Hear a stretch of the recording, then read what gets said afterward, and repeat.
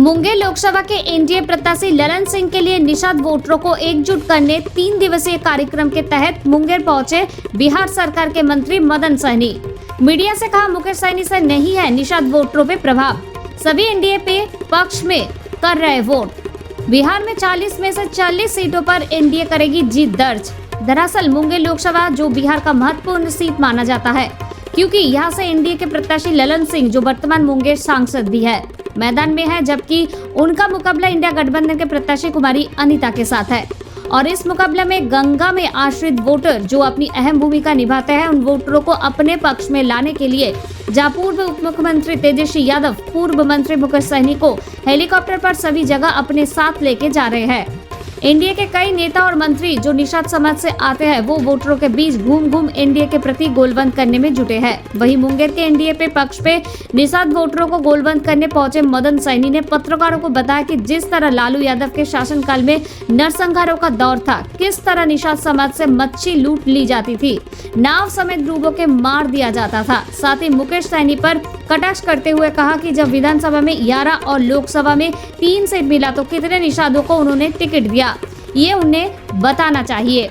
सिर्फ वे शपथ दिलवाने हैं, हम अपना वोट नहीं बेचेंगे, पर आज वह कुछ भी मुफ्त में नहीं मिलता। दूसरी बात, उन्होंने शपथ दिलाया कि जो हमारे समाज को आरक्षण देगा हम उन्हें वोट देंगे, पर आज आरक्षण में बाधा डालने वाले लोगों के साथ जा रहे हैं।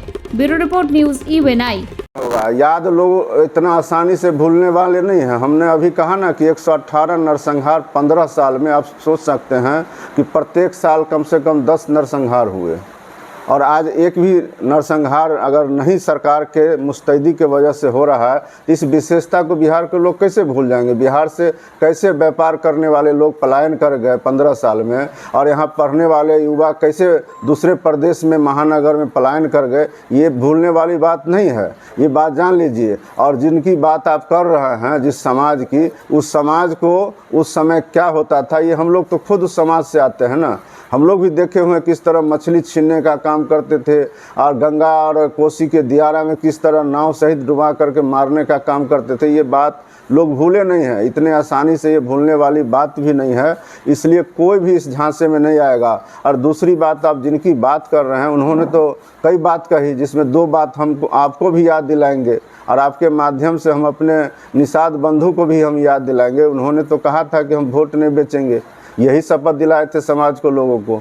तो समाज के लोग तो कभी वोट नहीं बेचने का काम किए हैं। लेकिन जो आपको टिकट मिला विधानसभा में 11 और लोकसभा में अभी आपको 3 टिकट मिला, उसमें कई निषाद को दिए हैं, ये तो आपको बताना चाहिए। आपने एक भी निषाद को टिकट नहीं दिया, तो आपने टिकट कैसे दिया, ये तो लोग समझ रहे हैं। और दूसरा, आपने शपथ दिलाया था, नहीं ये तो सब लोग जानते हैं, इसमें बताने की आवश्यकता नहीं है। फ्री में वहाँ कोई काम नहीं होता है, वो उनका कोई पार्टी का जनाधार नहीं है। जो लोग हैं वो पेइंग स्टाफ है, कोई कार्यकर्ता वहाँ नहीं है। अकेला वो राजा हैं और अकेला मंत्री हैं, जो वो चाहते हैं वही होता है। निषादों से उनको कोई लेना देना नहीं है। निषाद को वो सिर्फ जो है मोहरा के तौर पर इस्तेमाल करते हैं। दूसरा, उन्होंने शपथ दिलाया था कि जो पार्टी हमको आरक्षण देगा हम उसी के साथ गठबंधन करेंगे।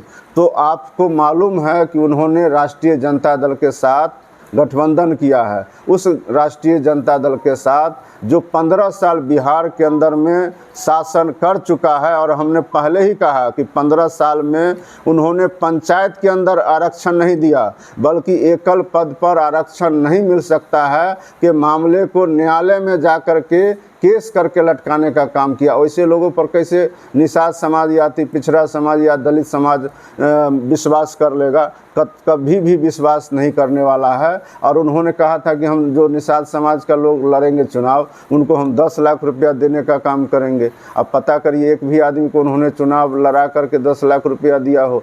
आज स्थिति यह है कि लोग जो है ठगा महसूस कर रहा है, और उनके बात पर किसी को भरोसा नहीं है। आरजेडी के लोग कभी भी हमारा गरीबों का शुभचिंतक नहीं हो सकता है। वोट लेकर के जो जिन कहते थे, ये सबको याद है, इसलिए राजद के झांसे में कोई नहीं आने वाला है।